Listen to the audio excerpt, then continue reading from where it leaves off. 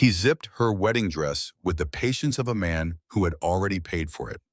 Renadaire stood shaking in a room full of white flowers 12 minutes from vows she had chosen, and Dario Castellane closed the back of her gown 1 inch at a time. His knuckles brushed her spine. Her groom was waiting downstairs. 400 people were waiting downstairs. Then his mouth came close to her ear, and he said, "You're finally mine, little kitten. Please subscribe and stay to the very end and comment the city you're watching from so I can see how far this story travels." 121 days later, Renadaire still counted. She had not meant to start counting. It began as an accident, the way most cruelties against yourself begin. On the fourth morning, as after she walked out of Dario Castellane's house, she had woken up and thought 4 days, and the number had sounded so small and so survivable that she had let herself keep it.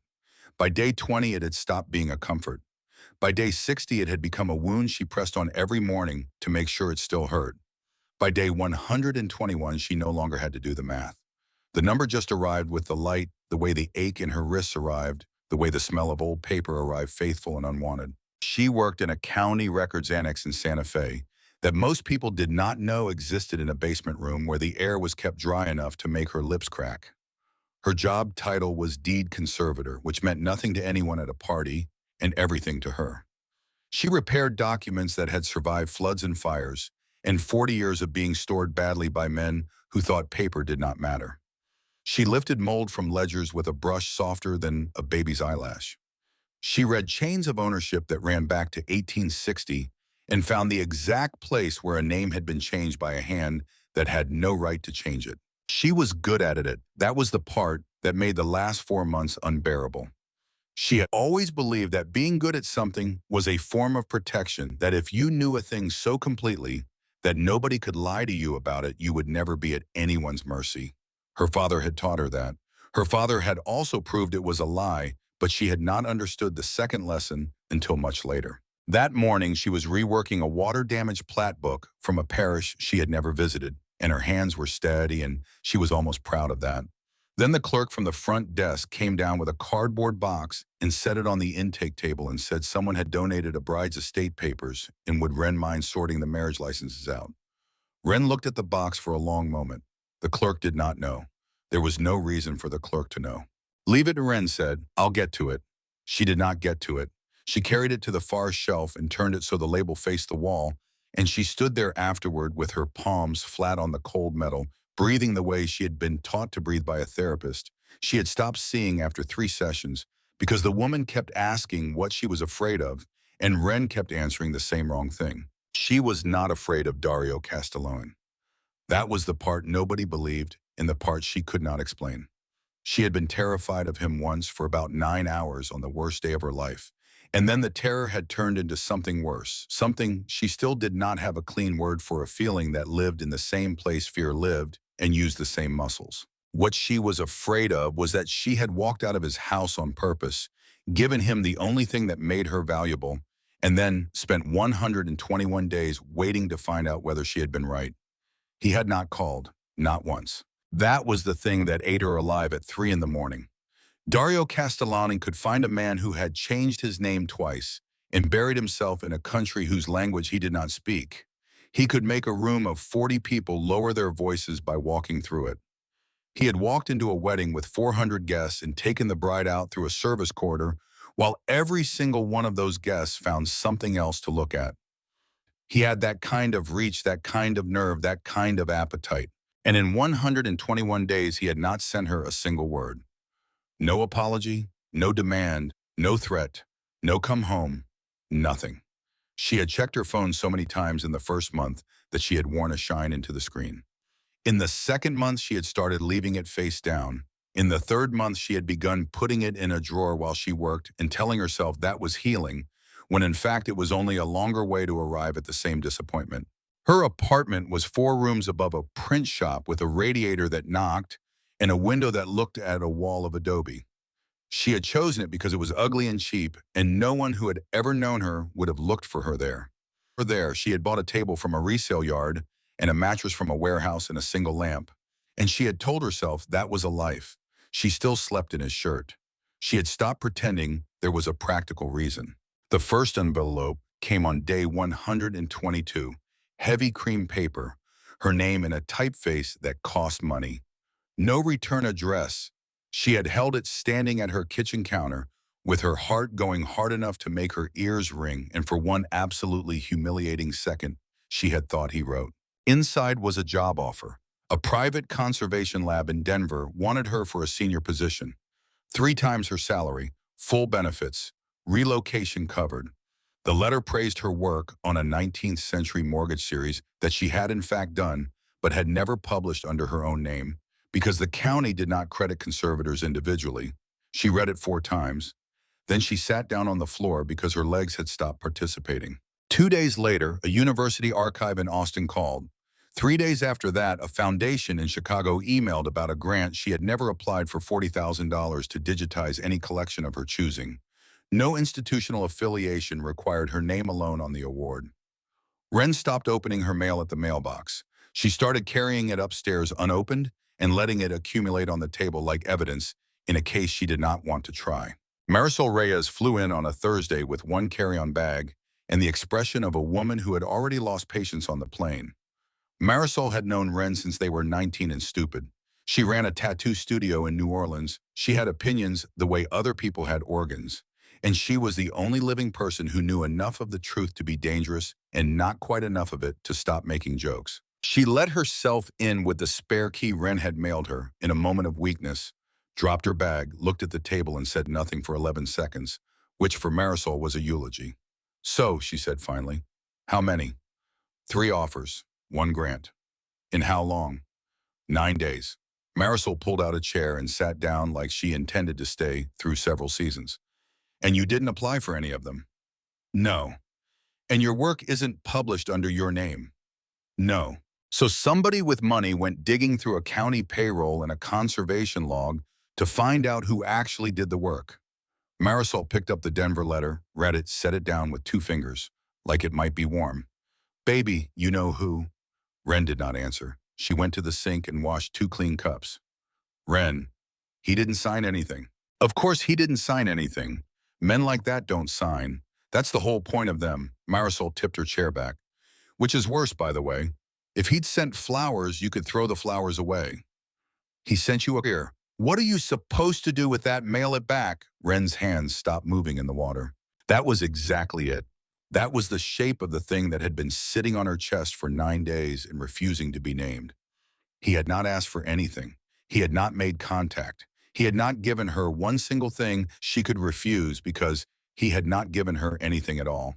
Technically, he had only rearranged the air around her until the doors started opening on their own. It was generous. It was tender. And it was surveillance, and it was control, and it was exactly what he had done to her the first time. And the fact that it now took the shape of kindness did not change what it was. "He's watching me," she said. Marisol's chair came down. "Okay, that's a different sentence than the one I thought we were having." "Marisol, how does a foundation in Chicago know I exist?" Wren turned around. Her voice was calm in a way that frightened both of them. "How does anyone know I exist? I don't have a website. My name isn't on anything. I get paid by a county, and I eat alone, and the only person I speak to socially is a woman who is currently sitting in my kitchen. Maybe you're just good. Nobody is good enough to be found in a basement in Santa Fe by 3 institutions in 1 week." Marisol was quiet. "He knows the street I live on," Wren said. "He knows what time I leave. He probably knows I bought the cheap coffee last week because the good one went up 80 cents. And he hasn't called me because calling me would be contact, and contact would be a decision. And he's decided that not deciding is the same as letting me go." "Is it?" Wren opened her mouth and found that she did not have an answer, and that the absence of an answer was the reason she had not slept properly since March. Marisol got up and poured the wine she had bought at the airport because she had learned long ago that Wren would not ask for it. She put the glass in Wren's hand and made her sit. "Okay," she said, "then let's do the part you keep skipping." "No. You keep telling me you left. You never tell me why. You just say you gave him something, and then you left like that's a full sentence." Wren looked into the glass. The truth was not complicated. That was what made it so hard to say out loud.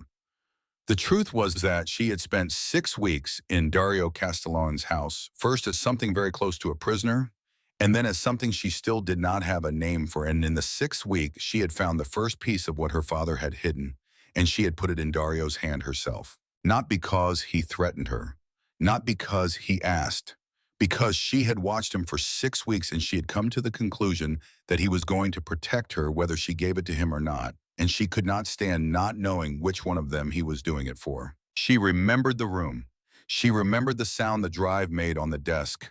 She remembered that he had not looked at it, not even once, and that his not looking had somehow been the worst part because it meant he had already decided how to perform this moment, and she could not tell performance from truth in him, and she was terrified she never would. She remembered saying, "If you come after me, I will spend the rest of my life wondering." And she remembered that he had let her walk out the door with his ring still sitting on the table behind her, and that she had made it 3 blocks before she had to stop and put both hands on a wall. "I gave him the only thing that made me useful," Ren said. "And then I left before he could tell me I was more than that. Because if he told me, I would have believed him.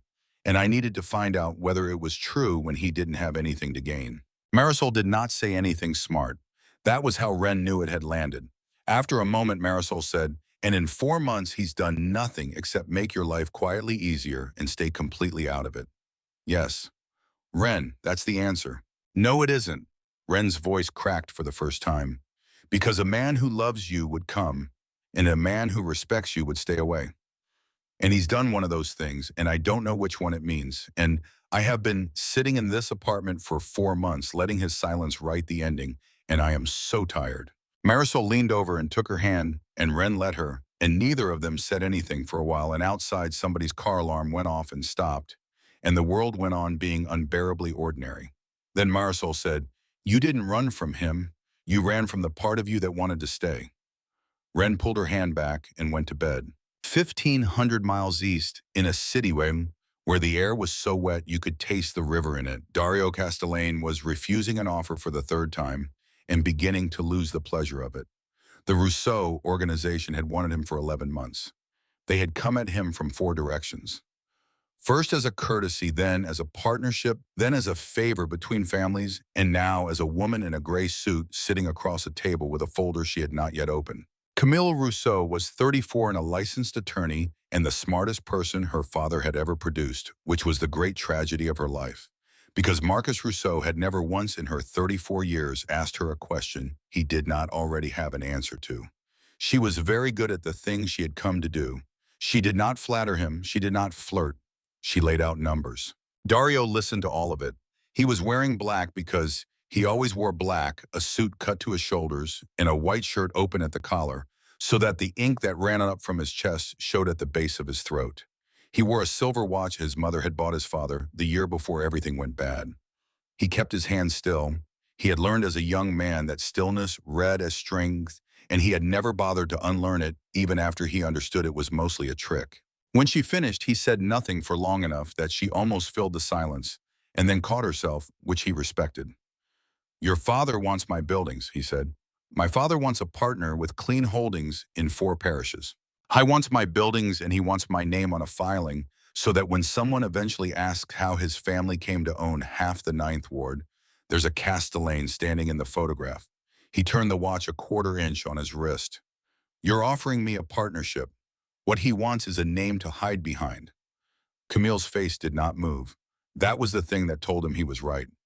"Tell him no," Dario said. "Tell him I said it politely.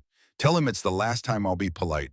She gathered the folder without any wasted motion, and at the door she stopped and said without turning around, "You should know he doesn't hear no. He hears not yet." Then she was gone, and Augustine Boudreau exhaled from the corner of the room like a man who had been holding his breath through a church service. Augie was 6'5" and built along the general lines of a delivery truck, and he had worked for the Castellanes since he was 19, and he cried at commercials. He came off the wall and dropped into the chair Kamoy had left. "You want me to worry about that?" "Not yet." That's what she said. Dario almost smiled. He had not done much smiling in 4 months, and his face had gotten out of the habit. Augie watched him for a second, and then because Augie was the only person alive who was allowed to say Denver came back, "She hasn't answered them." Dario did not react. He had trained himself not to react to her name or to the words that carried her name inside them, the way a man with a bad shoulder trains himself not to reach with that arm. She hasn't answered any of them, Augie said. Good. Boss? It means she's thinking. She thinks before she moves. She's always done that. He said it evenly, and it cost him something, and Augie could hear what it did, and both of them pretended he could not. She'll take the Austin one. It's the smallest, and she'll think it's the least suspicious. And if she figures out it was you, she figured that out the day the second letter came. Augie sat back. Then why do it? That was the question. Dario had asked himself the same one at 2 in the morning, more times than he was willing to count. The honest answer was ugly, and he was not in the habit of lying to himself about ugly things. He had done it because he could not call her, and he had to do something, and the only language he had ever been fluent in was the language of arranging the world. He did not know how to want a woman without moving pieces on her behalf. He had never been taught. His father had run a family the way a man runs a business, by removing options from people until they chose the one he had left standing. And Dario had spent his whole adult life congratulating himself on being different. And then he had found himself at 3 in the morning making a phone call to a foundation in Chicago about a grant, and he had understood exactly whose son he was. He had done it anyway. She was living on nothing, he said. She was working in a basement for a county that doesn't put her name on her own work. She has a gift. She was hiding it because I made her life dangerous. That's not an answer to why. No, Dario said, it isn't. He got up and stood at the window with his back to the room, and the city did what the city always did, which was carry on being loud and beautiful and completely uninterested in his problems. Somewhere down the block, a brass band was warming up badly. A woman was laughing at something. Life kept happening to people who were not him. For 4 months, he had received a report every Sunday night. He had told himself it was security. He had told himself the men were watching for other people's eyes, not for her. And that was even true mostly, and it was also a lie he had needed in order to keep reading them. He knew she walked to work.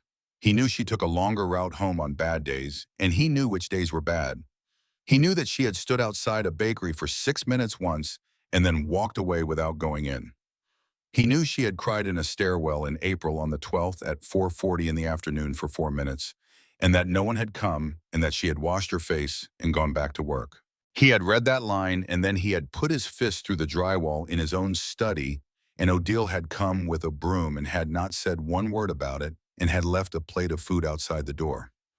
He had never once picked up the phone. Because she had stood in front of him and said, if you come after me, I will spend the rest of my life wondering. And he had spent his whole life taking things. And he had decided that this one time with the only person who had ever mattered, he would find out if he was capable of not. Some nights he believed it was love. Some nights he knew it was just a different kind of holding on. Augie, he said, yeah, if she calls you, put her through. Doesn't matter what I'm in. Augie's jaw worked. You've been saying that for 4 months, boss, and I'll keep saying it.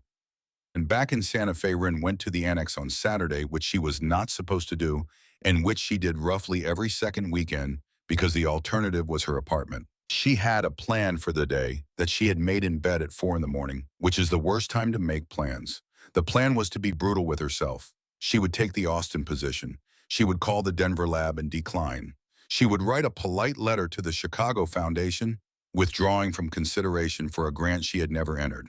She would take back the one thing she still had, which was the ability to choose. Instead, she found herself standing in front of the shelf where she had put the donated box with its label turned to the wall. She stood there for a long time. It was a stupid thing to be afraid of. It was cardboard. Inside it were the papers of a woman who had died at 91 in a nursing home in Espanola, and whose family had brought 3 boxes to the county because they did not want them. And one of those boxes had the word bride written on it in someone's grandchild's handwriting, and Wren had turned it to the wall like a coward. She pulled it down. She worked through it the way she worked through everything, methodically from the top, letting the paper tell her the order. Insurance certificates, a land grant photocopy, 2 funeral programs, a packet of letters tied with string that she set aside for the manuscripts people. Under that, a marriage license from 1953, which she logged without letting herself read the names. And under that, wedged flat against the bottom of the box, a folder that did not belong. She knew before she opened it.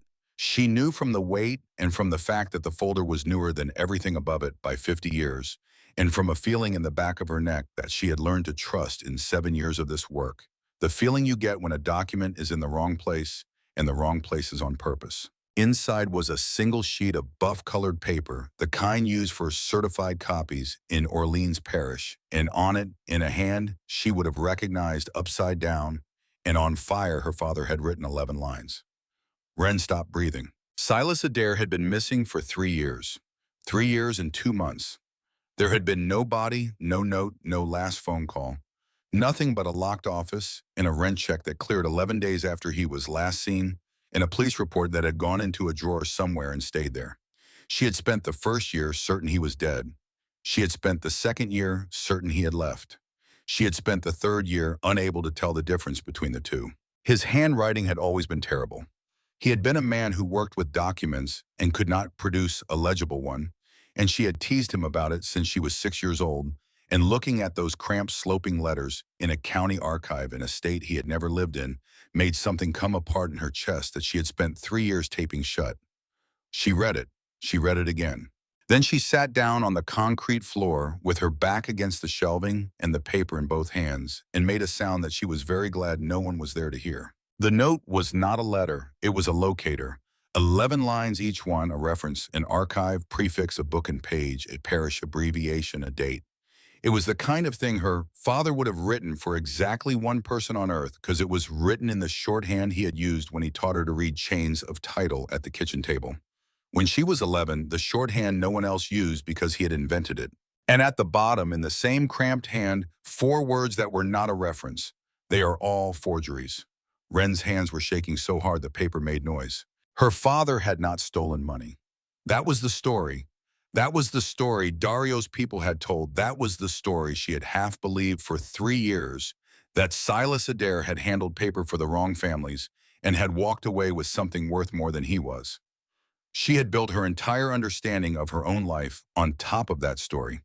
It was the reason she had run from her own wedding, and it was the reason a man had zipped her into a dress that was not his to touch. And it was the reason she now lived above a print shop in a city where she knew no one. And her father had left her 11 citations and 4 words, and the 4 words meant that whatever he had taken, it was not money. It was proof. She looked up. The box had come in on Wednesday. It had been donated by a family in Espanola.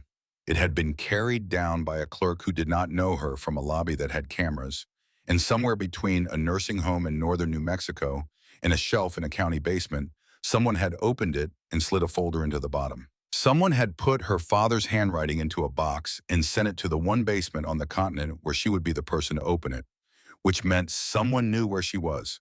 Her first thought so fast it arrived before she could stop.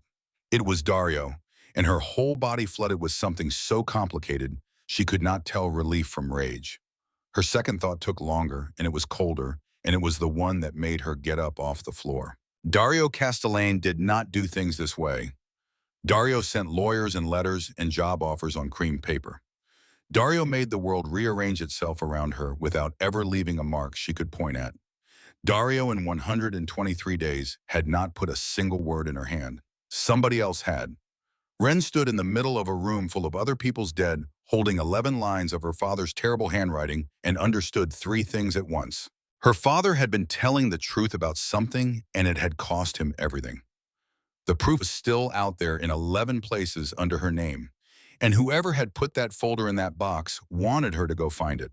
She looked at the 4th line of the note, which was the only one she recognized without checking, because it was a parish she had worked in during her first year out of school, back when her father was still alive and still calling her on Sunday nights.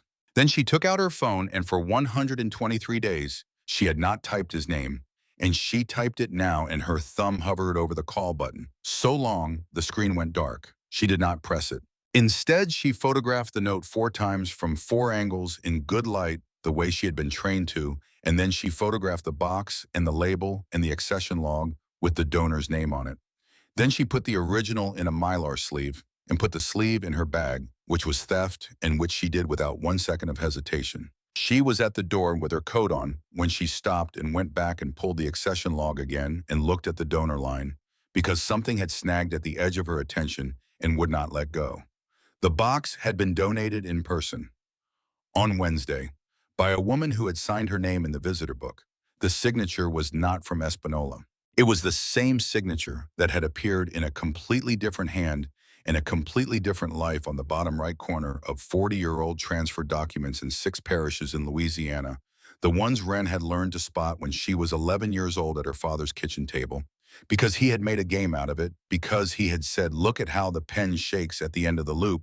Rennie, a dead man's hand doesn't shake like a living one." She had seen that shake 3 times in her professional life.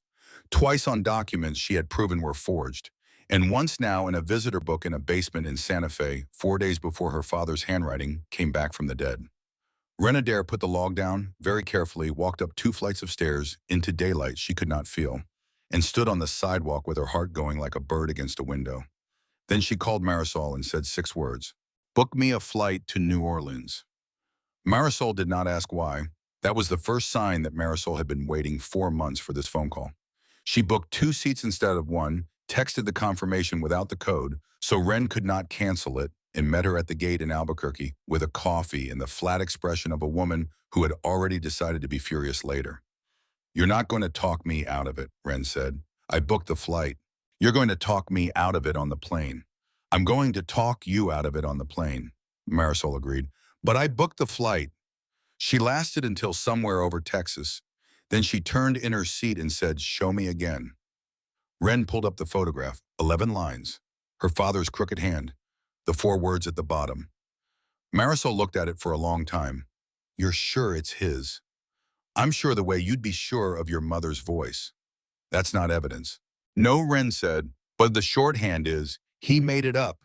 He used to write me grocery lists in it when I was 12 because he thought it was funny. Nobody else on earth knows what a slash before a book number means." Marisol handed the phone back. "Okay, so somebody who has your father's papers wants you in Louisiana." "Yes." "And you're getting on a plane to Louisiana." "Yes." "Do you hear yourself?" "Every day," Wren said. "It's exhausting."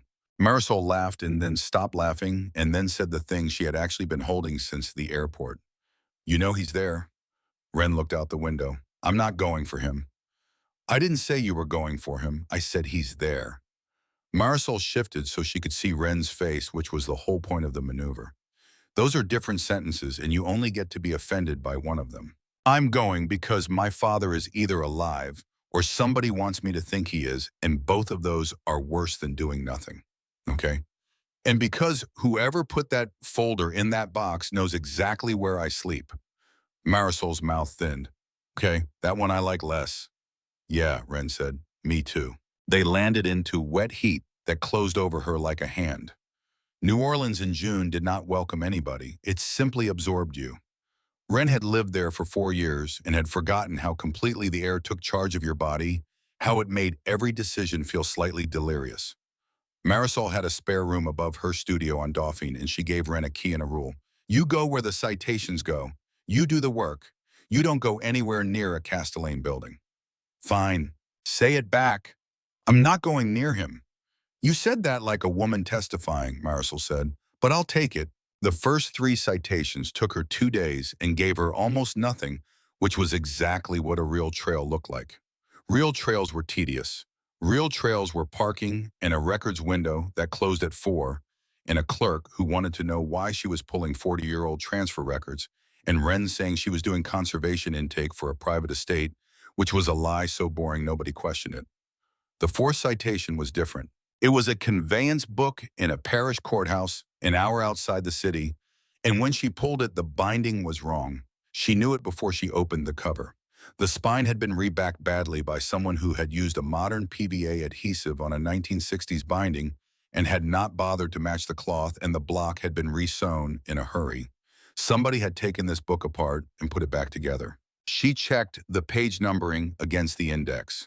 3 pages had been removed, and 3 had been inserted, and the insertions were good, genuinely good, on stock that had been artificially aged with something that smelled faintly of tea when she got close. Wren sat down at the reading table with her hands flat on either side of the book and felt the entire floor of her life tilt. Because the 3 replacement pages recorded the transfer of 3 properties in Orleans Parish out of one family and into another in 1986, And the signatures on all three were signatures of people who had been dead when the ink dried and the pen had shaken at the end of every loop exactly the way her father had taught her when she was 11. And this was not one forgery. This was a system. She photographed 40 pages. Then she photographed the binding in the sewing stations and the adhesive squeeze out along the gutter and the tea-colored bloom at the edge of the inserted leaves.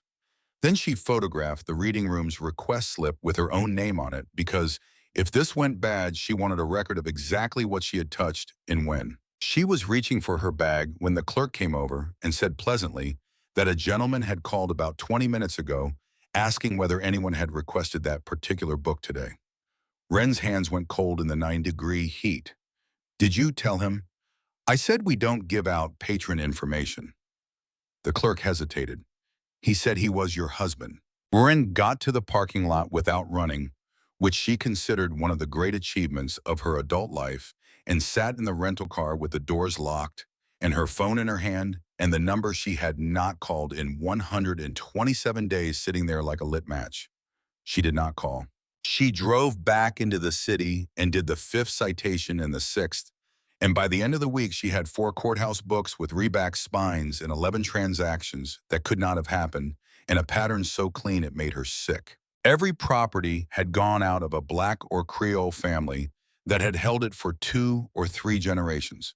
Everyone had gone out through an inheritance instrument. Everyone had used the signature of a person who was dead. And every single one had ended up within 4 years in a portfolio that eventually consolidated under a company called Rousseau Legacy Holdings. 60 properties, 40 years. Wren stopped counting at 60 because 60 was where the 11th citation ended, and because she understood by then that her father's list was not the whole thing, it was a sample. He had given her 11 so she would find the shape. She spread the photographs across Marisol's kitchen table on the 8th night and stood back and looked at it, and Marisol looked at it, and neither of them said anything for a minute. That's not a crime, Marisol said finally. That's a business model. That's a business model with 140 families under it. Wren, Marisol's voice had lost every trace of the humor she used as insulation. Your dad didn't run off with money. No, he ran off with this. He didn't run off with it, Wren said. He was building it. Look at the dates. She put her finger on the corner of a photograph. He pulled these over 19 years. 19 years, 3 or 4 a year, never enough to notice. That's not theft. That's a man assembling a case so slowly that nobody sees him doing it. Marisol sat down, and then he disappeared. And then he disappeared. Neither of them said the next thing. Wren went out at 11 because the apartment had gotten too small. She told herself she was going to walk to the end of the block. She walked 11 blocks and stopped across the street from a restaurant with warm windows and no sign because her feet had made the decision without consulting her, and because she was not as strong as she had been telling everyone. She stood in a doorway across the street like an idiot, like a woman in a bad film, and she waited. At 20 past midnight, the door opened, and Augie came out first, filling the frame the way he always had, and Wren's throat closed at the sight of him, because she had missed him absurdly, ridiculously. A man who had once stood outside a bathroom door for 40 minutes, so she would not be alone in the house. And then Dario came out behind him. How was thinner? That was the first thing, not much, but she knew that body the way you know a doorway in your own house in the dark, and it had gone lean in a way that meant he had stopped eating properly, and nobody had won that argument with him. The suit was the same black. The shirt was open at the throat, and the ink showed at his collarbone. He was pulling his cuff straight as he came out that gesture he did, without knowing he did it, and something in Wren's chest broke so cleanly she had to press her hand against the brick. She had spent 4 months turning him into a villain. It had been necessary. It had been survival. And here he was on a sidewalk at midnight looking like a man who had not slept properly since March, and every hour of that construction fell down at once. Then a woman came out behind him. Gray suit, dark hair, composed in a way that Wren recognized immediately as expensive. She said something, and Dario turned to answer, and the woman put her hand on his forearm. It was nothing. It was 2 seconds. It was the kind of touch that meant 100 things or nothing at all. It went into Wren like a splinter under a nail. She watched Dario open the car door. She watched the woman get in. She watched him stand there for a second afterward, with his hand still on the frame, and she could not see his face, and she would have given a year of her life to see his face. Then he got in on the other side, and the car pulled away. Ren walked back to Marisol's without feeling the sidewalk. She did not cry. That surprised her. What she did instead was go into the spare room, close the door, sit on the edge of the bed, and think with a clarity that frightened her that she had been a fool for 127 days, and that being a fool was survivable, and that she had a job to do. Then she texted Marisol from 10 feet away, Bywater, tonight, somewhere loud. The bar was the right kind of terrible, bass through the floor. No one looking at anyone, a bartender who did not care. Marisol danced with a man whose name Ren did not catch. Ren stood at the rail with a whiskey she did not want and let the noise fill the space where her thoughts usually were.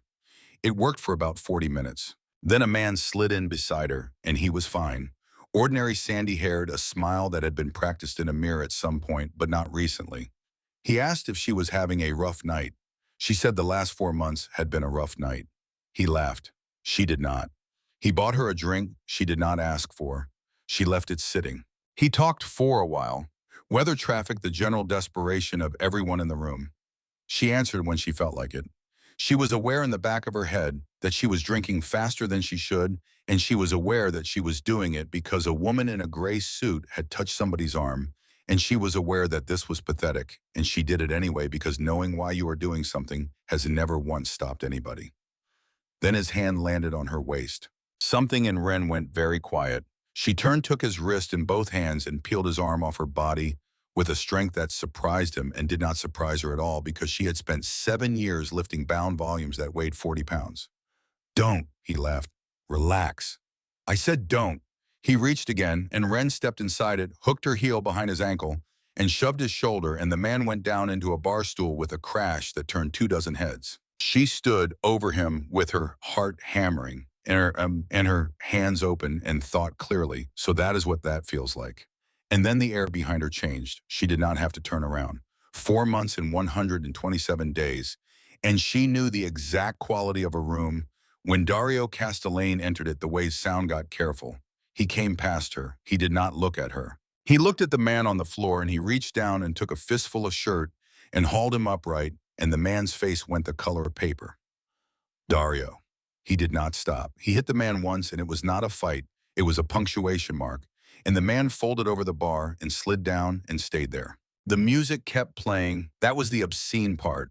The music kept playing, and people kept dancing at the far end, and a whole corner of a bar in Bywater had just watched something and decided collectively to have seen nothing. Ren's very still. Dario turned around. Whatever he had been holding in his face for 4 months was not in it now. He looked at her the way a man looks at a door he has been standing outside of for a long time. Are you hurt? I had it. Are you hurt? I had it, Dario. Her voice came out shaking, and she hated it. He was on the floor before you got here. I put him there. Something moved behind his eyes. It might have been pride. It might have been shame. It was both probably, and she was too far gone to tell them apart. Augie appeared at her elbow, enormous and grim, and said, Ma'am, in the voice of a man greeting a woman at a funeral, and Ren almost laughed and almost broke, which were the same reflex. Marisol came shoving through the crowd with her jacket half on. Okay, everybody outside. They went outside. The street was wet and loud, and the door swung shut behind them and cut the music in half, and Ren rounded on him before her feet had even stopped. How long have you been here? 6 minutes. How long have you been in this city knowing I was in it? Dario did not answer. How long? 9 days, he said. It hit her harder than anything else that night. 9 days. He had known for 9 days. She had walked into his city, and he had known, and he had not come, and she did not know whether to fall down or hit him. So you were watching? Yes. Say it properly. His jaw set. There have been 2 men on you since the airport. There is a report on my desk every night. I know which courthouses you pulled from. I know you went to the parish on Tuesday. And I know somebody called that reading room 20 minutes after you sat down, and I know it wasn't me. Because you had someone there. Because I had someone there. Ren's voice came out very calm, which was how her voice came out when she was about to do something irreversible. Show me. Ren, show me the reports. You don't want to read them. Don't. She stepped into him. Marisol said her name once, and Ren did not hear it. Don't you dare stand there and decide what I want. That's the whole disease, Dario. That's the entire thing. You decide and then you arrange and then you hand me the finished world and expect me to be grateful I didn't have to watch it get built. I kept you alive. You kept me watched. Those are the same thing in this city. They are not. It came out of her louder than she meant, and a couple across the street looked over and kept walking. Ren pulled her voice back down, and it came out worse, low and shaking. Do you know what I did in April on the 12th? Dario went completely still. That told her everything. You know, she said. You know what I did on April 12th? Ren, say it. He did not want to. She could see him not wanting to, and she made herself stand there and wait because she had spent 127 days wondering, and she was done wondering. You cried in a stairwell, Dario said. For 4 minutes, nobody came. Ren's eyes filled, and she let them because hiding it would have been another kind of lie. That was mine, she said. That was the worst 4 minutes of that whole month, and it was mine, and you took it, and you read it, and then you went to sleep. I didn't sleep. You read it. Yes. And then you sent me a job offer. Yes. She laughed, and it was an ugly sound. Good, you really don't know the difference, do you? You think love is logistics. It's the only language I have, Dario said. And it came out of him raw, and it was the first thing he had said all night that had not been under control. You think I don't know what I am. My father moved people. That's what he did. He took every option off the table except the one he wanted you to pick, and he called it providing. And I have spent 20 years telling myself I'm not him, and then you walked out of my house, and I had nothing to hold. So I picked up the phone, and I started moving the world around you because it was the only way I knew how to say your name. But Ren could not breathe. I didn't call you, he said. Do you understand what that cost me every night for 4 months I had your number in my hand? Augie stood outside my study in February because he thought I was going to get on a plane. He absolutely was going to get on a plane, Augie said from 6 feet away. Not helping, Marisol told him. Ren wiped her face with the back of her wrist. Bring me the reports. Ren, every page, tonight, or I get on a plane in the morning and you can watch me from the runway. Dario looked at her for a long moment. Augie, he said. The folder came to Marisol's kitchen table at 2 in the morning. It was thicker than Ren expected. That was the thing about surveillance. It was boring, and there was so much of it. She read all of it while 3 people watched her. It was worse than she had braced for, and also stupider. And the stupidity was somehow the most humiliating part. Grocery receipts, her work hours, the night she had eaten cereal for dinner twice in a row, a note that she had stood outside a bakery for 6 minutes on March 29th and had not gone in, and the man who wrote it had added in his own words, subject appeared upset. Subject appeared upset.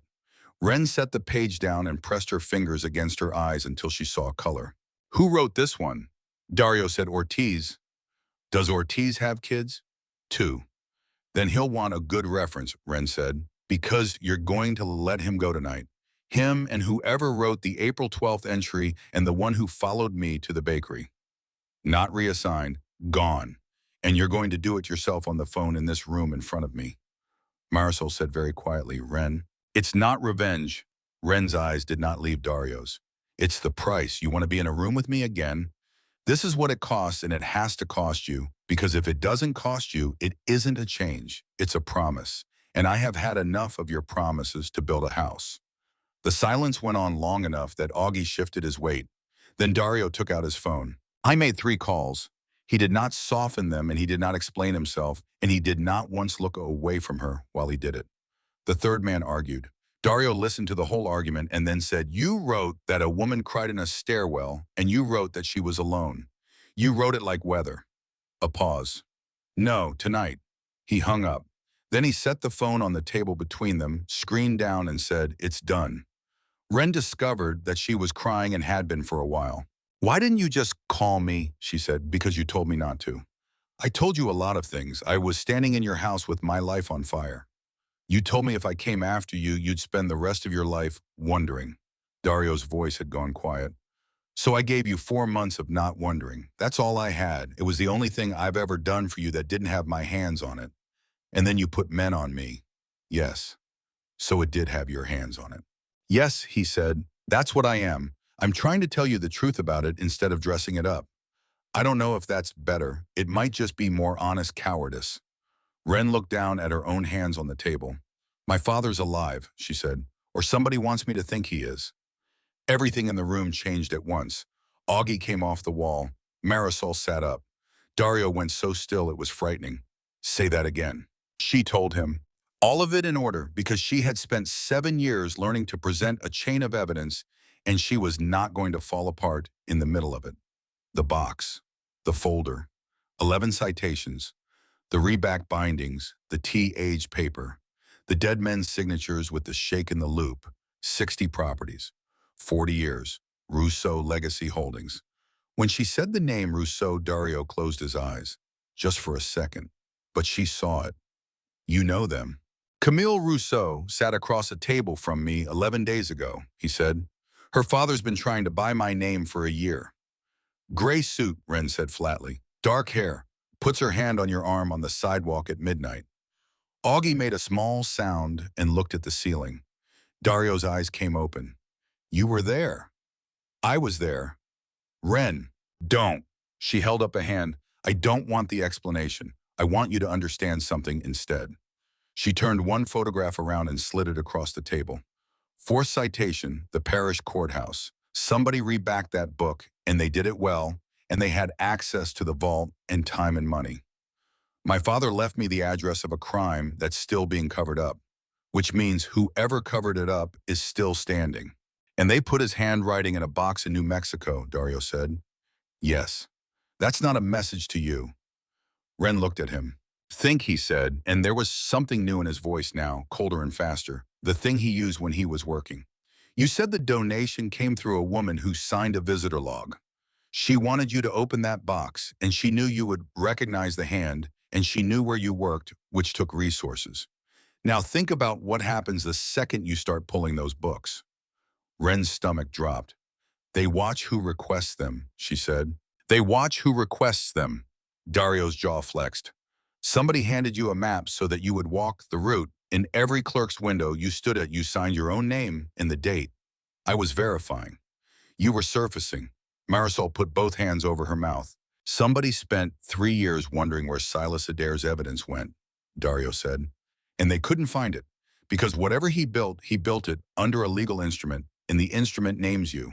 He leaned forward, so they stopped looking for the paper, and they started looking for the key. Ren sat back very slowly. I'm the key.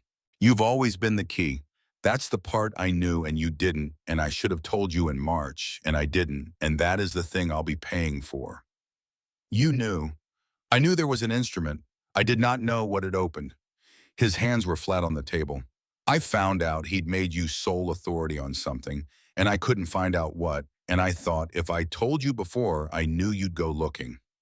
Which is exactly what you did. Ren stood up so fast the chair went over. You had 4 months to send me one sentence.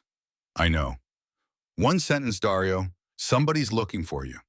I know. I could have... Her voice broke and she forced it back into shape. I could have prepared. I could have moved. I could have done 100 things, and instead I sorted county paper in a basement while a stranger walked into my building and put my dead father in a box on my shelf. He may not be dead, Dario said. Don't do that. I'm not comforting you. I'm telling you what I think. He stood too, and he stayed on his side of the table, which she noticed and which mattered more than she wanted it to. If Silas Adair were dead, they'd have his papers. They don't. They're fishing with his handwriting. Men don't fish unless the hook's the only thing they've got left. The apartment was very quiet. Then I go get it, Ren said. No. I'm the only person alive who can open it. That's not courage, that's arithmetic. Ren, you want to protect me. She came around the table and stopped a foot away from him, close enough that he could have reached her and did not. Then stand in a room with me while I work and don't take a single decision out of my hands. That's the job. That's the whole job. Can you do it?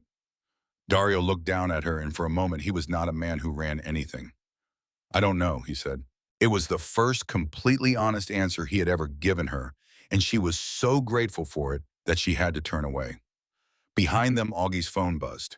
He read it and his whole posture changed, and Ren saw it happen and felt her skin go cold before he even spoke. Boss? What? The building on Dauphine. Augie's eyes went to Ren, then away, which was worse than anything he could have said. Two men went in the side door 11 minutes ago. They came out with a bag. Marisol was already on her feet. That's my studio. That's my building. That's... Ren was moving before she finished. Her room, the spare room, the Mylar sleeve. She hit the doorway and stopped, and the drawer was open, and it was empty, and her father's handwriting was gone. Ruby Fontenot looked between the two of them and made a decision that most people twice as young would not have made. I'm going to go stand in my kitchen, she said, and run some water so I can't hear anything. She went. The tap came on. Ren did not stand up. The box was still in her lap and her father's handwriting was still in her hand, and her voice when it came was so level it frightened her. You went white. Yes. Why bad, because I know what he means, Dario said. I never got married. I walked out of that ballroom in a dress somebody else picked, and I have never signed a marriage license in my life. You didn't have to. Ren set the box on the floor very carefully because her hands had started to shake, and she did not want to be holding her father's papers when they gave out. Say it. Ren Heiben, say it or I will get on a plane in the morning and you will never find me again. And I mean that in a way I have never meant anything. Dario sat down on the edge of Ruby Fontenot's coffee table, which put him below her, and she understood that he had done it deliberately, and she hated that she noticed. 4 years ago, you were going to marry a man named Grant Mercier, he said. Yes. Grant Mercier was on the Rousseau payroll for 11 years before he ever met you. The tap ran in the kitchen. Say that again. He worked contract acquisitions for a subsidiary, not a lawyer, a fixer with a good jacket. He was the one they sent to sit with heirs in their living rooms and get them to sign. Dario's voice did not change. In the spring, your father stopped coming to work. Rousseau put a man on his daughter. 6 weeks later, that man was buying you a drink at a gallery opening on Julia Street. Stop. He courted you for 14 months. He proposed in November. The wedding was set for June. Stop. Ren, he leaned forward. Louisiana, community property, and a marriage contract that his firm drafted that you signed it 9 days before the ceremony, without your own attorney because he told you it was standard. Ren's ears were ringing. It gave him authority over any legal instrument in your name, Dario said. Any trust, any fiduciary appointment, any power held for a third party. The language was buried in a paragraph about business interests. It would not have survived a challenge, but it would have taken 4 years and $800,000 to challenge. And by then, whatever your father built would have been in a shredder. I read that contract. You read it the night before your bachelorette party in a room full of people, and he sat next to you and explained each page as you turned it. She could see it. That was the obscenity. She could see the room, the wine Marisol laughing on the sofa, Grant's finger moving down the margin. This one's just about the condo.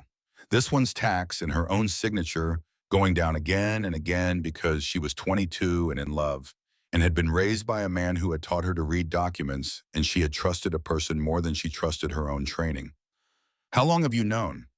Dario said nothing. How long? I knew when I came for you. Ren stood up so fast the box tipped. You knew that day. I knew that day. You walked into that room, you zipped my dress, you said that thing in my ear. Her voice tore in half. And you knew, and you did not tell me. You let me think I was being taken. You let me think I was the debt. You let me spend 4 years believing that a man carried me out of my own wedding because my father owed his family money. Yes. Why? The water kept running in the kitchen. Because I had 11 minutes, Dario said. Because I found out that morning, and by the time I got to that building, he was already in the room where the license was. And if I had walked in and started explaining, you would have looked at me the way any sane woman looks at a stranger who says your fiancé is a plant. And you would have taken his arm and walked down that aisle out of pure reflex, and he would have had you signed and bound by 2 o'clock. You could have told me after. Yes? You had me for 6 weeks. You had me in your house for 6 weeks, Dario. You had me at your kitchen table. You had me... She stopped. She could not finish it. You had 6 weeks and you said nothing. Yes. Why? And Dario Castellane, who had never in his life given an answer that did not have architecture in it, said, because you'd have gone after him. Ren went still. You'd have gone after him, he said, not with a gun, with paper. You'd have started pulling filings and you'd have found the subsidiary and you'd have surfaced in front of Marcus Rousseau 3 years before you were ready, and I could not protect you from that because you cannot put men around a woman who is walking into a courthouse voluntarily. His hands were open on his knees. So I kept it. I kept it the way I keep everything. And I told myself I was giving you a life without it. And what I was actually doing was deciding again that I knew better. Ren turned away from him. He touched me, she said. I know. He held my hand in hospitals. My father was missing, and he sat with me in a police station at 2 in the morning and got me coffee out of a machine, and I thought, thank God I have him. Her voice had gone to nothing. That was work. He was clocked in. Yes. And you knew, and you let me carry it, and now I find out from a piece of paper in a dead man's handwriting in a stranger's living room. Yes. She wanted him to defend himself. That was the terrible thing. She wanted him to say something she could argue with, and he would not, and it left her holding all of it alone. You want to know what the sickest part is, she said. It's that you did the same thing he did. He took a decision out of my hands with a contract. You took one out of my hands with your arms. You're not the opposite of Grant Mercier. You're the same disease in a better suit. Dario absorbed that without moving. Then he said, I know. Don't agree with me. I'm not agreeing to end the conversation. I'm agreeing because it's true. He got up. The difference I'd like to claim is that I've never once told you it was for your own good and then made you thank me for it. But that's a small difference, and I'm not sure it survives contact. Augie, who had been standing by the door for 9 minutes trying to become furniture, said quietly, Ma'am, can I say one thing? Ren looked at him. Nobody in that house knew, Augie said. Not me, not Odile. He carried it by himself for 4 years, and it ate him. And I'm not saying that to fix it. I'm saying it because I watched it happen, and somebody should say it out loud. That's not a defense. No, ma'am, it's just true. The water shut off in the kitchen. Ruby Fontenot came back in, drying her hands, and said, I don't know what happened in here, and I don't want to. But there's a box on my floor, and your daddy died for it probably, and I've been keeping it 3 years, and I'm tired. Ren wiped her face with both hands. Ruby, she said, do you have a table? They opened it on Ruby Fontenot's dining table at 9:40 at night, and Ren worked until 4 in the morning and nobody left. It was not dramatic. That was what people never understood about this work. It was a woman with cotton gloves and a magnifier and a legal pad, going one sheet at a time, and the drama was entirely inside her chest. Her father had been thorough in a way that broke her heart because it was the thoroughness of a man who knew he would not be there to explain it. Every document was folded. Every folder had a cover sheet in his handwriting, the parish, the book, the page, the date of recordation, the date he had removed it, in a single line describing what was wrong with it. 60 properties. He had documented all 60.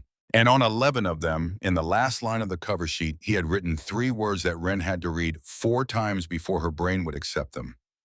Executed by me. 11, not 60, 11.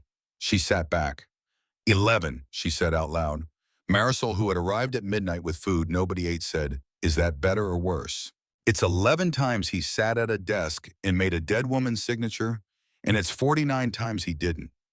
Ren's voice was hoarse. He came in 1987. The scheme started in 56. He inherited a machine and he ran it for 4 years, and then he stopped, and then he spent the next 19 taking it apart from the inside without ever once resigning. Because if he'd resigned, they'd have replaced him with somebody who'd never stop. That's a hell of a thing to tell yourself. It's also what happened. Ren pushed the folder away. I'm not going to decide tonight whether he was a good man. I'm going to finish the file. At 2 in the morning, she found the mill correspondence and made a sound loud enough that Augie came in from the porch. Her father had written to 4 paper mills under his own name. In 1999, 2004, 2009, and 2014, he had requested as a records conservator the production histories of specific legal blank stocks, including the years each watermark device was in use. He had the answers, on letterhead, signed. He built the ruler, Ren whispered. He knew nobody would take his word about the paper, so he went and got the mills to certify their own dates in writing, 15 years in advance from a neutral source, and then he shut up about it and waited. For what? Marisol said. For me. At 3, she found the last folder, and it was thinner than the others, and her hands stopped over it because she recognized the way he had labeled it. Not a parish, not a book number, just W. Inside were three things: a photograph of her at 11 at his kitchen table with a magnifier too big for her hand, a copy of the fiduciary instrument, Silas Adair appointing his daughter sole custodian of the collection with authority to release, publish, or destroy it at her discretion, executed in front of a notary in 2022, 9 weeks before he disappeared, and a letter. Ren read it alone. She took it into Ruby Fontenot's back hallway and stood with her shoulder against the wall and read it. And when she came back out 14 minutes later, her face was swollen and calm and nobody asked. She only said one line from it, and she said it to no one in particular. He wrote, "I did not leave you a fortune. I left you the receipts. I'm sorry, it's the only inheritance I could stand to give." Then she sat down and went back to work. At 6 in the morning, she stopped and pushed both hands into her hair and said without looking up, "Dario, there's a problem." He had been sitting in the same chair for 8 hours. "Tell me, 3 of the 60. Say it." Ren turned the cover sheets around. 3 properties on Chartres, on Burgundy, and on North Rampart. Transferred out of the Aubry family in 1991 on instruments her father had flagged as forged. Sold twice. Acquired in 2003 by a holding company. "Castellane," Ren said. "All 3. Your name is on them today." Nobody breathed. "Did you know?" she said. "No." "Would you have bought them if you had in 2003? He looked at her. Yes. She had not expected that. She had expected some version of no. Some soft thing that would let them both keep moving. "You want me to lie to you," he said. "In 2003, I was 25 and my father was 8 months dead, and I was buying anything that would stand up in daylight. I didn't ask where paper came from. Nobody did. That's how it works. That's the entire genius of it. You forge once, and then the market launders it for you forever." He stood. "So no, I didn't know, and I'd have bought them anyway, and I'm not going to pretend otherwise to make this easier." Ren looked at the sheets. "If I file this," she said, "you lose those 3. Not just the buildings, you lose the story you've been telling this city for 6 years about the clean Castellane. Every legitimate deal you've made comes with an asterisk. Your name goes into the same paragraph as Rousseau's forever. Yes. You've spent your whole adult life building that. Yes. So what do you want me to do?" And this was the moment. Ren knew it while it was happening. This was the hinge of everything, and she had put it in front of him on purpose, and she was going to believe whatever came out of his mouth for the rest of her life. Dario looked at the 3 cover sheets for a long time. "There's a woman on Burgundy," he said, "renting the lower unit of one of them. 81 years old. She's been in that building since 1974. "I know, it's in the file. Her name's Aubrey." Well, Ren nodded slowly. "She's been paying rent for 50 years, Dario said, "on a house her family owned." He put the sheets down. "File it," he said. "Dario's file all 60. Don't you dare pull 3 out for me. If you pull 3 out for me, the whole thing is a negotiation, and the second it's a negotiation, Marcus Rousseau wins because negotiating is the only sport he's ever played." His voice had gone rough. "Do it clean or don't do it at all." Where Ren discovered she was crying again, and that she was extremely tired of it. "Okay," she said, "okay. Then I need 3 days. I need to photograph every sheet in this box at 3 light angles. I need transmitted light on the watermarks. I need to write a conservation report that a federal prosecutor can read without an interpreter, and I need to do it somewhere with power and a table and no windows on the street." Marisol said, "My studio has a back room with no windows. Your studio got broken into 40 hours ago. Then somewhere else." "I've got a place," Dario said. Ren looked at him. "Whose name is it in a beat?" "Odile's," he said. "Fine." They moved the box at 7 in the morning in a florist's van, which was Augie's idea, and which worked, and Ren spent the entire drive holding the box on her lap with both arms like a woman holding a child in a car with no seat. She worked for 2 days. She barely slept. Odile Verret arrived on the second morning without being asked, took one look at her and started cooking, and did not say a single sentimental thing, and put a plate at her elbow every 4 hours, and Ren ate standing up over a light table with gloves on. By the second night, she had 411 photographs, a spreadsheet cross-referencing every document against the mill correspondence, and 31 pages of a report that read like a wall. "How many can you prove on physics alone?" Dario asked. 38. Paper stock that postdates the recorded date, not opinion, not handwriting, physics. She rubbed her eyes. Another 14 on ink chemistry if a lab confirms, and I've got a lab in Austin that will. And the rest? The rest are supported, not proven, but you don't need 60. You need one that can't be argued with, and I have 38. He was quiet a moment. Ren, what's the plan? She put down the magnifier. You want to know what I'm going to do with it? Yes. I'm not going to file it, she said. Dario went very still. Say that again. I'm not going to walk into a courthouse and drop a bomb on 1,140 households so I can feel righteous for a news cycle. Ren turned around. Rousseau's arithmetic was correct. That's what nobody wants to say out loud. If I file this raw, every current owner's title goes unmarketable overnight. The school teacher can't refinance. The man with the body shop can't borrow. The widow on Marais can't sell to pay for a nursing home. And Rousseau stands in front of a camera and says, look what this woman did, and he'd be right. Then what? Then I'd do it the way you do it, she said, except in daylight. Dario waited. There are three groups of people in this, Ren said. There are the heirs who were robbed, and there are the current owners who bought in good faith and did nothing wrong. And there's Rousseau Legacy Holdings, which is the only party in this entire 40-year machine that still has money in the building. She counted it off on her fingers.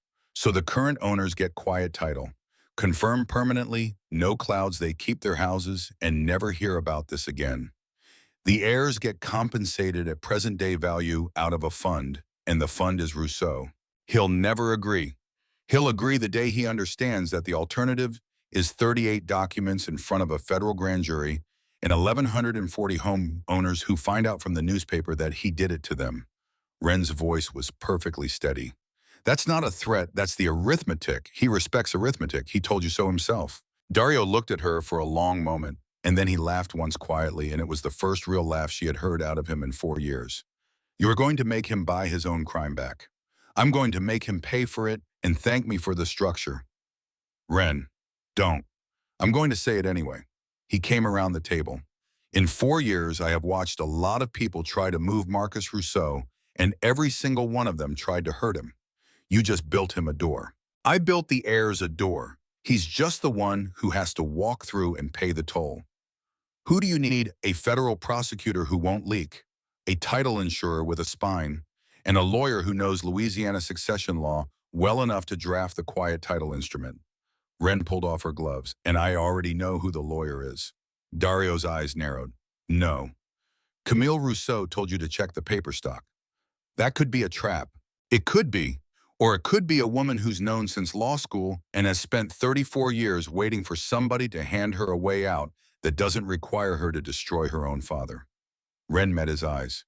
You told me once that you don't know how to want something without moving pieces. So let me ask you the only question that matters. Can you sit in a room and let me do this? The pause went on so long that Odile stopped moving in the kitchen. Yes, Dario said. Good. I want to say something first. Say it. If it goes wrong, I'll take it apart the old way. Whatever it costs. I need you to know that's true, so you're not surprised later. I know it's true, Ren said. That's why I'm doing it fast. She sent the message to Camille Rousseau at 11 that night through a channel Augie set up, and it contained exactly one photograph and one line of text. The photograph was a watermark in transmitted light with a mil code visible. The line said this paper was made in 1997. The document is dated 1986. I have 37 more. I don't want your family destroyed. I want it to pay. Tell me if you want to be in the room. Camille Rousseau replied in 9 minutes. Where? They set it for Thursday in a conference room in a title company on Poydras, neutral ground, glass walls, nobody armed. Ren spent Wednesday finishing the report. At 11:20 on Wednesday night, she sent the final file to 4 places. Her own encrypted drive, a colleague at the Austin lab, a Justice Department attorney in Baton Rouge, whose name Camille had given her, in a sealed deposit at a firm Marisol's cousin worked for. 4 copies, 4 cities. She closed the laptop at 11:40 and said, it's done. It doesn't matter what happens to me. Now it exists in 4 places and every one of them can read a mil code. At 2 in the morning, the phone rang. It was Odile's phone, and Odile brought it in without a word, and Augie's voice on the other end was doing something Ren had never heard it do. Boss, a breath. The annex. Dario said, what annex? Santa Fe, The county records annex where she worked. Augie's voice cracked. It went up 2 hours ago, whole basement level. Ren did not move. Anybody hurt? Dario said. No, nobody in it. They're calling it electrical.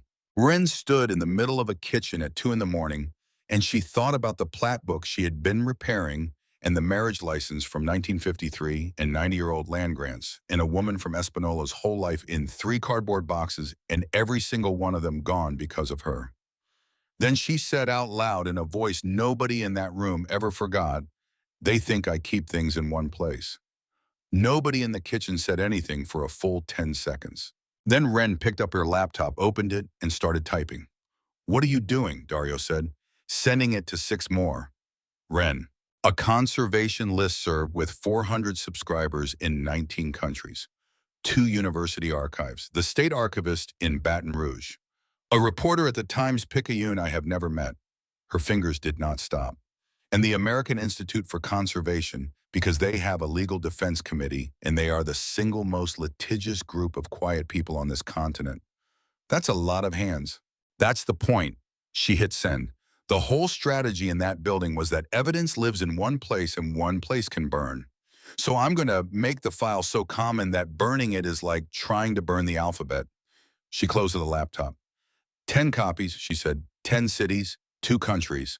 Now somebody explain to me how you set fire to 120 years of other people's dead so you can get at my photographs and then tell me who did it because I want the name. Augie's voice came through the phone. We're working on the name. Work faster.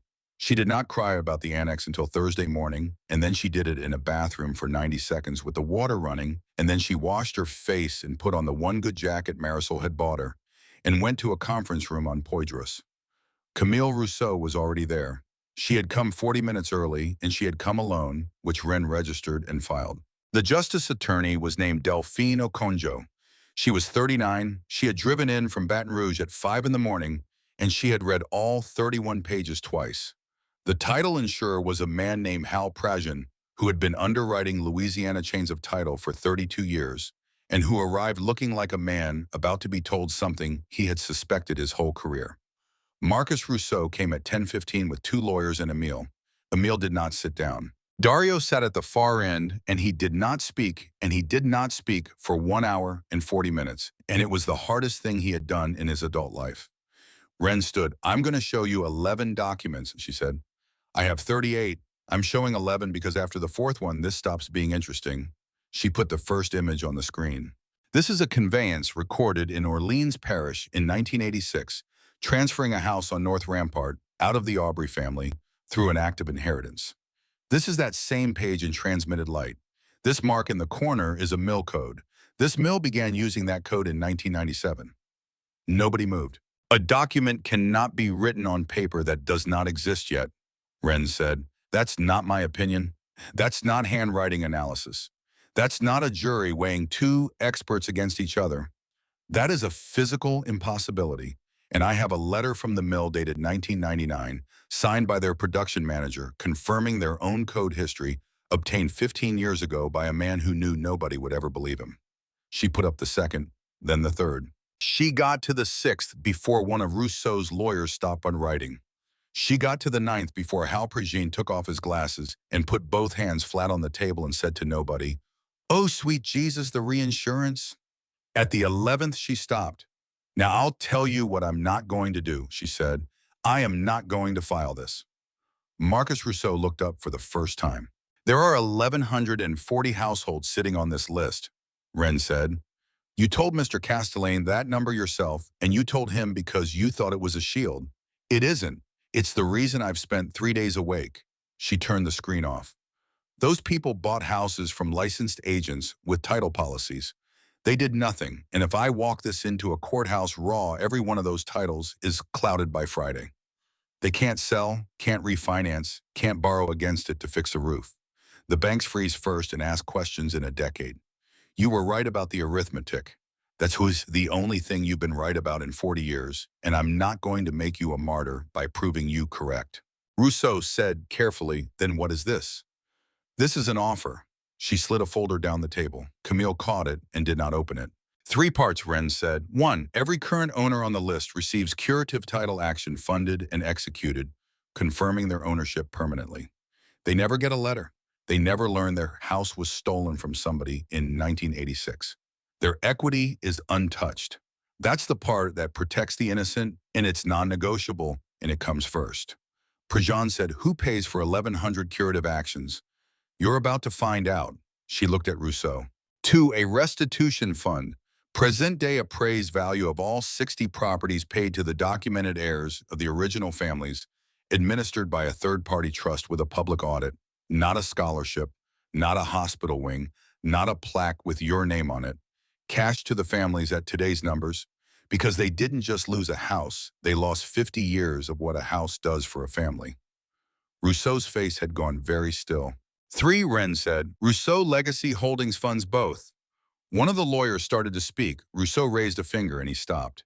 You want me to bankrupt my own company? Rousseau said. I ran your numbers. It won't. It'll hurt. It'll take your development arm apart and you'll spend the rest of your life a much less important man. Wren did not blink. And here's what you get.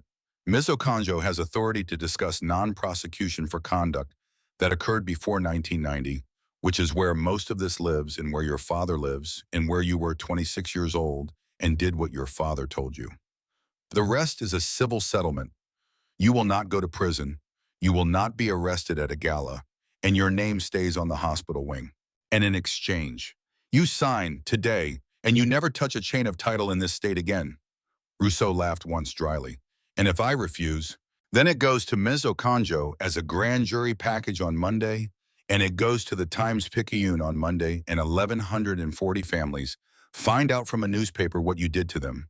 And every one of those title policies triggers, and Mr. Prejean's industry comes after your estate for the next 20 years, and you die in a deposition. Wren's voice did not rise once. And I lose. Those families lose. Everybody loses except the lawyers. That's why I'm offering you the other thing first. You're asking me to hand you my company. I'm asking you to give back what was never yours and keep what was. She leaned forward slightly. You've spent 40 years telling yourself there's no clean floor. Fine. Then be the first man in this city's history to mop one. Silence. Emile Rousseau said from the window, this is a bluff.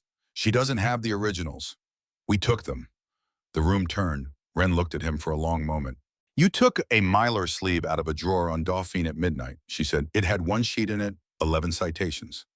And your father's box. You don't have the box, Wren's voice went very quiet. Because if you had the box, you wouldn't have needed to burn a county annex in New Mexico on Tuesday night. The lawyers' heads came up. Delphine Okonjo said slowly, I'm sorry. What was that? Marcus Rousseau turned around in his chair. He turned around and he looked at his nephew, and Wren watched a 71-year-old man's face do something she would remember for the rest of her life, which was to discover in public that he had lost control of the thing he had spent 40 years controlling. Emile, he said. He was going to move on her Tuesday, Camille said. Everyone looked at her. Camille Rousseau opened the folder in front of her, at last took out a single page, and slid it to Delphine Okonjo. That's a text thread, she said, from Emile's second phone Sunday night, discussing what he called the New Mexico option, and a second item he calls the Adair problem. Her voice was completely flat. I've had a duplicate on that line since March. I'm an officer of the court, and I've been sitting on it for 5 months, and I'd like that on the record before anybody asks me why. Camille, Rousseau's voice had cracked. You told me he was managing security. Camille. You told me that in 2022 as well, she said. About Silas Adair. The room stopped. Wren heard the sentence arrive. She heard it, and she felt her hands go numb, and she heard Dario move at the end of the table for the first time in an hour and 40 minutes. Say that again, Wren said. Camille looked at her, and for the first time all morning, her composure went. I don't know that he's dead, she said. I want to be exact because you deserve exact. I know that in June of 2022, my father told me Silas Adair had become a liability and Emile was handling it, and I know that 11 days later, Silas Adair stopped existing, and I know that I did not ask a single question because I was 32 years old and he was my father, and I had a career. Camille, that is enough. It was never enough, Camille said. That's the entire problem, Daddy. It was never once enough. Emile Rousseau moved toward the door. Augie was standing in it. "Sit down," Delphine Okonjo said, and she said it in the voice of a woman who had been waiting 9 years for a Thursday like this one.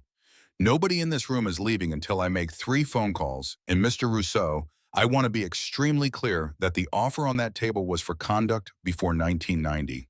It does not cover arson in another jurisdiction, and it does not cover anything that happened in 2022. Marcus Rousseau sat in his chair with his hands on the table and looked at nothing. And then he said the only true thing he had ever said in front of Renadair. "I told him to stop Silas," he said. "I never told him how." "You didn't ask either," Ren said. He looked at her. "That's the same thing," she said. "You built a 40-year machine on not asking. Every man in your position asks himself later whether he's guilty and decides he's not because he never said the word. My father said the word. He wrote it down himself in his own hand, executed by me 11 times. Her voice finally broke once and she let it. "My father was a criminal. He wrote it on the cover sheet in his own handwriting because he knew if he was going to hand me a weapon, he had to hand me the part that could be used against him too. That's what a confession is. You've never made one in your life." Rousseau's mouth moved. "Sign it," Ren said. He signed it at 12 past 2 in the afternoon, and it took 11 minutes. And by then, 2 FBI agents were standing in the hallway waiting for Delphine Okonjo to be finished. Emile Rousseau was arrested on the Poydras Street sidewalk at 3:40. The federal arson charge came out of New Mexico 8 days later. The rest took 4 years. Ren watched from the window and did not feel triumphant. She felt like a woman who had been holding her breath since Wednesday of the previous month. Then Dario said her name. She turned around. "You didn't speak," she said, "for an hour and 40 minutes. "No." "Was it hard?" "It was the hardest thing I've ever done in a room." "Why did you do it?" And Dario Castellane, who had put a man through a bar in Bywater 11 days earlier, said, "Because you asked me to." The 3 properties went first. He did not wait for the settlement to be structured. He did not wait for lawyers or for the fund or for the optics. On the Monday, Dario Castellane executed donations of the buildings on Chartres on Burgundy and on North Rampart to the documented heirs of the Aubry family with no conditions, no retained interest, and no press. The woman on Burgundy was 81, and her name was Therese Aubry, and she had been paying rent for 50 years on the lower unit of a house her grandmother had owned outright. Ren went with him. She did not go inside. She stood on the sidewalk, while he stood in a doorway with an old woman for about 9 minutes, and when he came back down the steps, his face was wrong, in a way she had never seen it, and he could not talk for 2 blocks.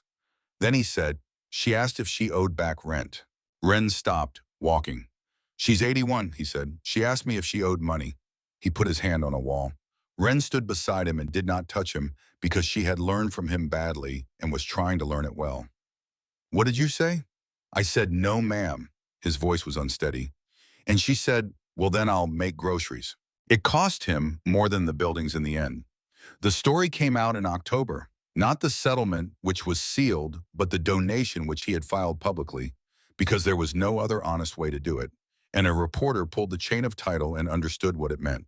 For 6 months, Dario Castellane's name appeared in the same paragraph as Rousseau's in every article written about the case. And it did not matter that he had given the buildings back before he was asked, because that is not how paragraphs work. 2 banks declined to renew credit lines. A hotel partnership collapsed. The city council seat he had been quietly promised for a redevelopment board went to somebody else. He never once complained about it in front of her. Augie told her about the credit lines. Odile told her about the hotel. Ren asked him about it exactly once in November in a kitchen. "Do you regret it?" "No." "Say a longer sentence." "I spent 6 years buying a reputation," he said, "and it turned out the reputation was worth exactly 3 buildings and an old woman asking me if she owed rent. That's not a bad exchange rate." He asked her to marry him in December. He did it badly, which she loved, because he had clearly planned 9 versions and abandoned all of them. He said the words in the doorway of a bakery on the Marini at 7 in the morning with flour on his sleeve because he had been carrying a tray for her, and he said them fast like a man getting through cold water. And Ren said no. She watched it land. She watched him take it, standing up the way he took everything, and she made herself finish the sentence before his face could finish falling. "Not no forever," she said. "No now." "Ren, 4 years ago, a man put a ring on my hand as a job. 4 years ago, you carried me out of a room to keep me from signing something. And in June, when this started, you said the word wife to me exactly once in a kitchen, and what you actually meant was shield. She took his hands. I know you didn't mean it as a cage, I know that. But every single time somebody has offered me a marriage, it has been a mechanism. And I want one that isn't. I want to marry you on a day when there is absolutely nothing left to protect me from, so that neither of us ever has to wonder. That could be years. It could. Ren, I'm 38. Then you'd better stay alive, she said. He laughed. It came out shaking. Okay, he said. Okay. Okay, ask me again in 5 minutes so I can practice.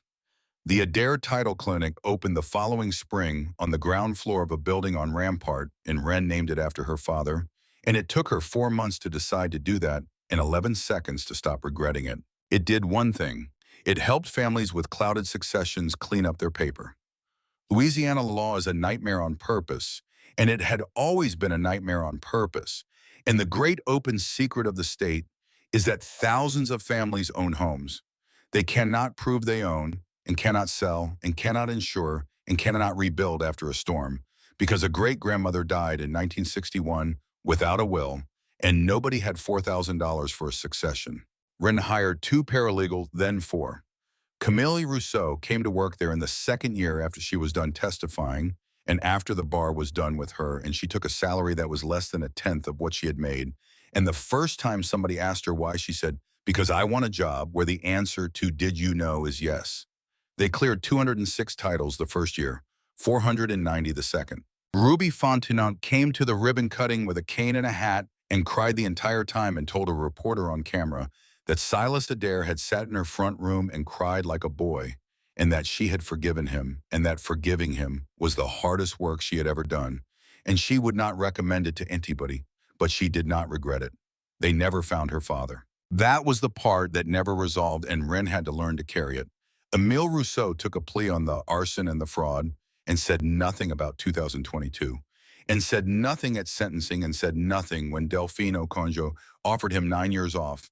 And Wren sat in that courtroom and understood that some men would rather have one secret than a decade of their life. She went to see him once. She was allowed 40 minutes, and she used 11. She did not ask him where. She asked him one question. Was he afraid? And Emile Rousseau looked at her through the glass and said, no. She decided to believe him. It was the only thing she ever took from that family that she did not make them pay for. They married in October, 3 years and 4 months later, on a Saturday in the courtyard of a house Wren had chosen, and Dario had bought without seeing because she said she liked the light. It was 91 people. She had counted them herself. Mrs. Fontenot came at 82 and had to be helped into her chair, and then refused to be helped out of it for 6 hours. Therese Aubry came and brought a cake and would not be argued with about it. Marisol was matron of honor and Augie was best man, and they had been married for 11 months by then, and had already had one screaming argument about the seating chart in front of everybody, and Odile had settled it by moving 4 cards herself and daring either of them to touch it. Delphine Okonjo came. Halperjing came and got mildly drunk and told anyone who would listen about reinsurance. Camille Rousseau came alone and sat in the back, and Wren went and got her and moved her forward, and neither of them said anything about it. Wren wore a dress she had chosen in a shop on magazine on a Tuesday with nobody's opinion but her own. And when it was time, she stood in a room upstairs with her back to Dario Castellane and said, zip it. He did not move. Wren, I know what I'm asking. You don't have to do this. That's why I'm doing it. She looked at him over her shoulder. For 4 years, the worst moment of my life was a man closing a dress I didn't choose in a room I couldn't leave. I've had it in my head every day.